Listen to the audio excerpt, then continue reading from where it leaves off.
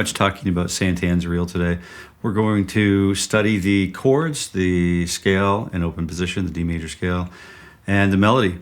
Everything that we need to know, we're going to do it right here, right now, in order to get this fiddle / bluegrass guitar picking reel up and running on your guitar today. Okay?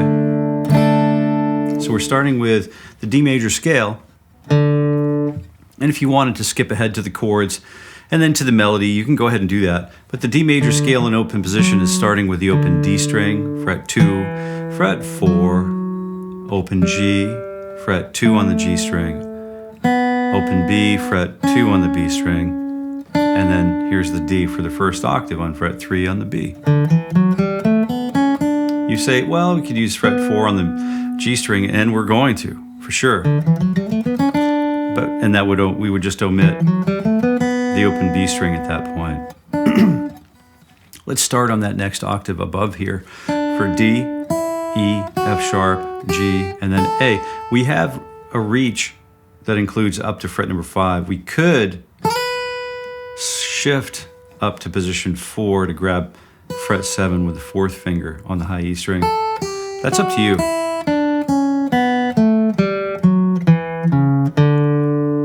So we're going to descend the entire scale as well.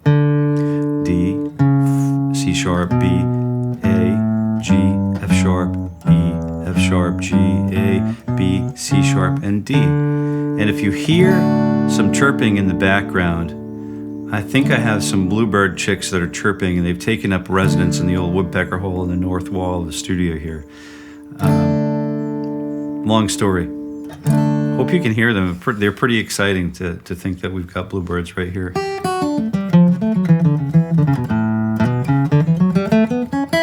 So we can do all kinds of things with that D, knowing that D scale or that D major scale in open position.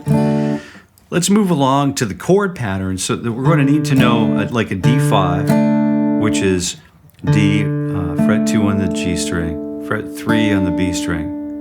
And then we could use D sus2 by opening up that high E string. We could use D major by adding fret 2 on that high E string. We could use D sus4 or get back to D5, which is where I was going with it in the first place. So we have D, A, D, and then A, right? And then we have an open A here, so we could use the open A string in the bass too if you wanted to.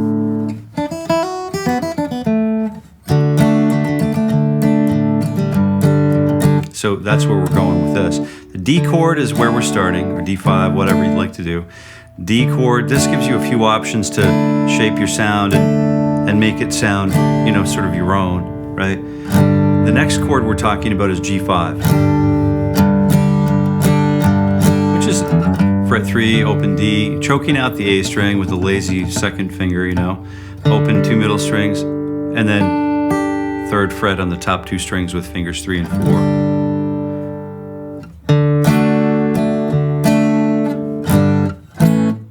Then we need an A chord in there. Open A. I'm just doing the lazy A, the rock and rollers A, you know what I mean? So we could use that first finger to double stop or even triple stop the D, G, and B strings all on fret number 2. You could also grab that 4th finger on fret number 5 on the high E string to help round out the high end of that chord. You could also double stop the top 2 strings on fret 5 with your 4th finger. If you can do it, it tightens up that sound quite a bit, and it gives us a little more room to interpret melody over the top of the chord. Kind of gets that 3rd, that mi, do, re, mi, which is a really sort of tricky spot for tuning in our own ears and our musical enjoyment. So we could remove that 3rd and just tighten up the sound. Like a finely tuned Harley or something,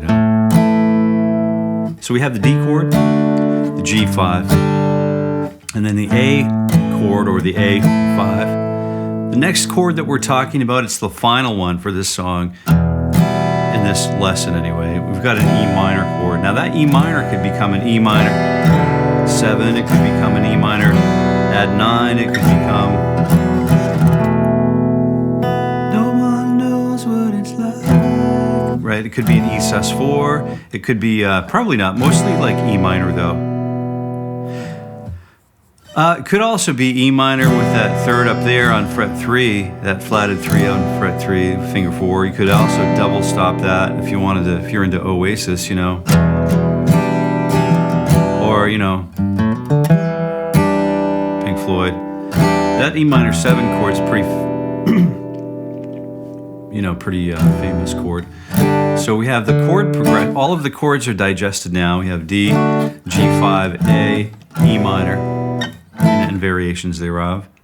The melody is what we really need to talk about. And learning any great song,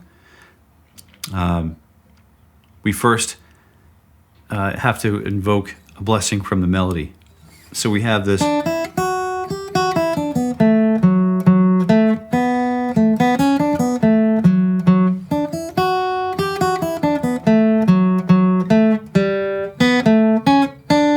We can interpret it any way we want, but the basic framework of the melody is 4 and 1, 2 and 3 and 4 and 1, 2, 3, 4, 1, 2 and 3 and 4 and 1, 2, 3, 4 and 1, 2 and 3 and 4 and 1, 2, 3, 1, 2 and 3, 4 and 1, 2, 3, 4. Right, so the count is a little tricky to try to play quickly. So what we're going to do is break it right down and get really down into the dirt here, down into the weeds. And most of the guitar lessons that I try to absorb on the YouTube is, we just go fast, we just go quick. We're always in a rush.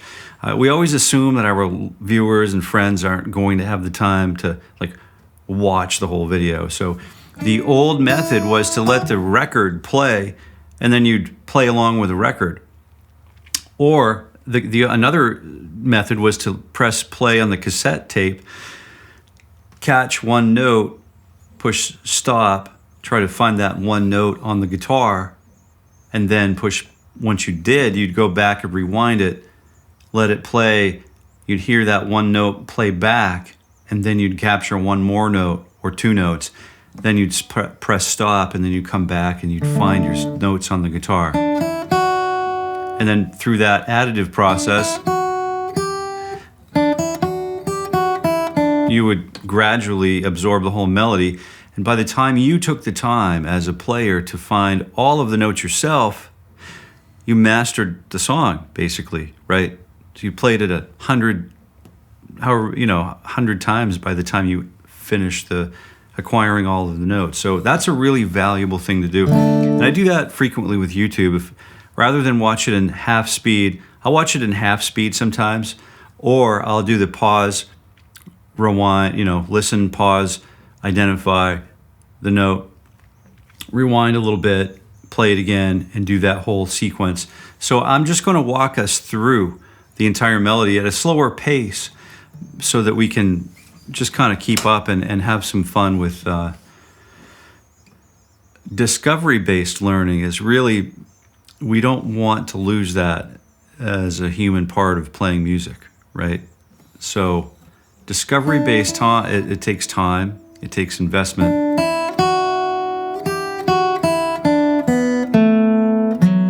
So you can see how I'm not using any fretted note on the G string for that B note. I'm using the open B string for now. You can ornament your melody by hammering on to fret 2 if you want.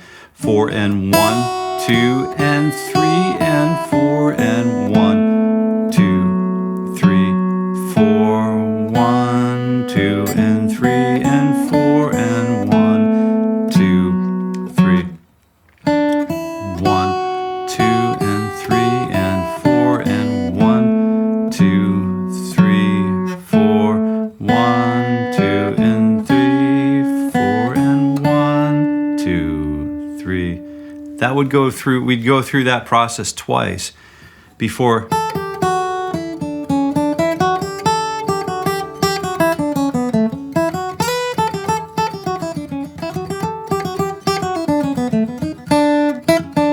All right, before we go to the B section, and we're going to cover the B section just now.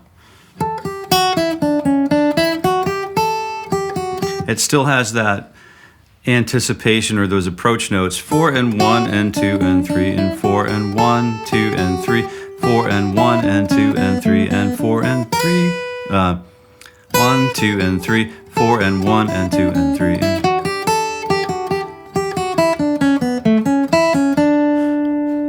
All right, so let's break that down a little more slowly. I hope you're watching my right hand, because every time there's a downstroke, it's a downbeat.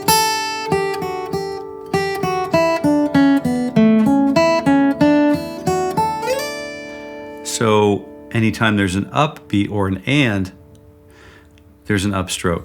1 and 4 and 1 and 2 and 3 and 4 and 1, 2 and 3, 4 and 1 and 2 and 3 and 4 and 1, 2, 1, 2 and 3, 4 and 1 and 2 and 3 and 4, 1, 2 and 3, 4 and 1 and 2 and 3 and... Right, so that's a cool thing to know how to do. It's probably a little bit risky for me to do this. I haven't really worked that out. You know, I've done some bluegrass guitar competitions in the past, but with Scott Ford and Matt Lindsay, and there are some, you know,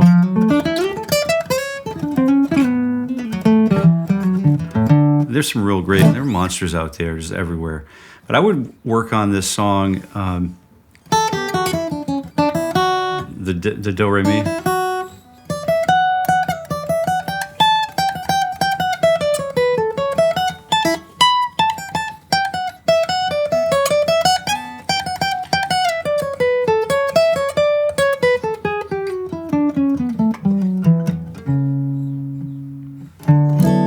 I would work on that melody and try to find it.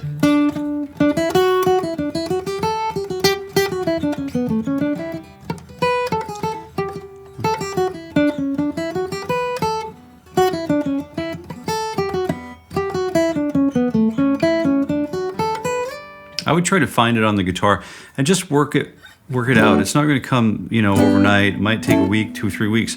But if you stick with it, you can really build a really great program. But as far as now is concerned, we've developed a really great framework of the scale.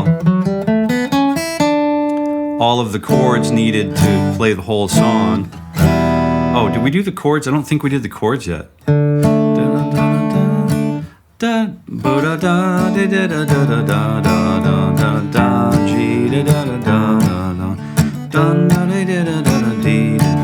Then G, and then turn around with the A back to D, and then we do that whole thing again.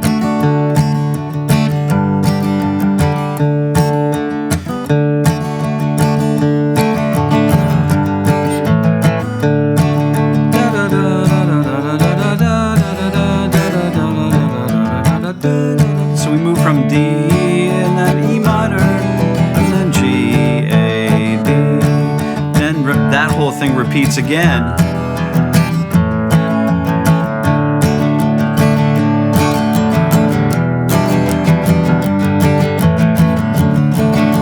So the strum pattern for that could be just kind of mashing the old potatoes, you know what I mean? Or it just could be just 1 and 2 and 3 and 4 and 1 and 2 and 3 and 4. We could just get kind of sloppy with it, or we could really clean it up.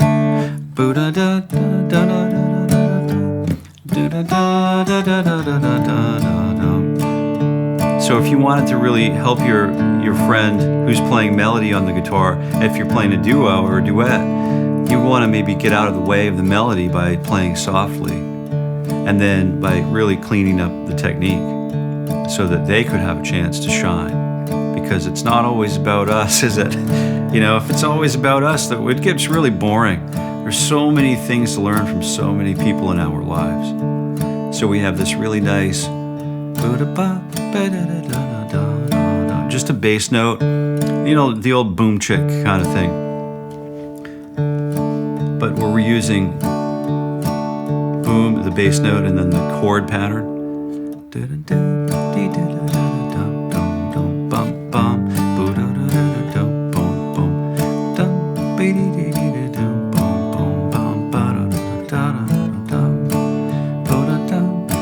And that repeats again, and then heads back to the G5 and back to D.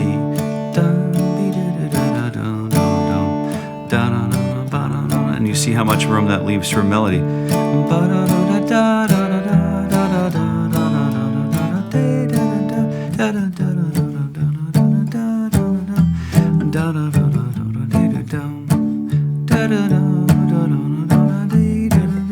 I sure am happy that you stopped in today. And I hope you enjoyed the slower pace of the song or this lesson. And I really appreciate just you taking the time to get with yourself and get with your guitar. And together we can make the world a better place. But it starts here first, right? Any questions about the song? Any criticisms? Constructive. If you're going to, limb-based me with, or whatever that word is, with potentially negative thoughts, maybe we can align those to be constructive so we can all learn together here in the channel. But I don't expect any of that stuff. I expect someone to say hi, hey, I watched to the end, which is sort of, my dream for people to hang out through to the end. Got to be there with somebody at the end, right? And happy picking. Yeah, I think that's good. I think that's where we'll leave it. I like it.